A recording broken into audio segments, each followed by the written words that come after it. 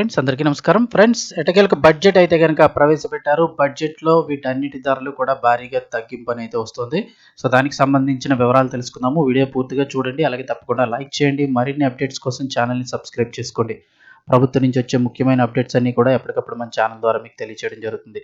అలాగే వీడియోని ఒక లైక్ చేశారంటే మరింత మందికి ఇన్ఫర్మేషన్ చేరుతుంది. వివరాల్లోకి వెళ్ళిపోదాం.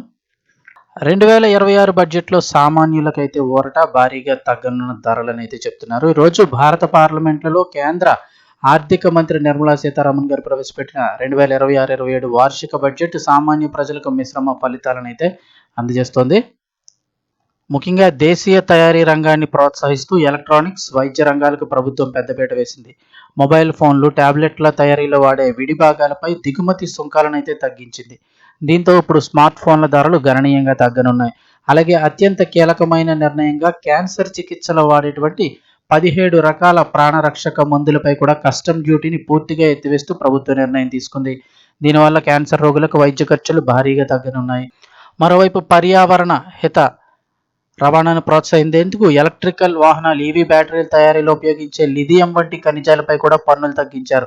దీంతో ఇప్పుడు ఈవీ కార్లు, స్కూటర్ల ధరలు కూడా తగ్గనున్నాయి. అలాగే సోలార్ ప్యానెల్స్, వెండి, తోలు వస్తువులు, విదేశీ టూర్ ప్యాకేజీలు కూడా చవకగా మారనున్నాయి.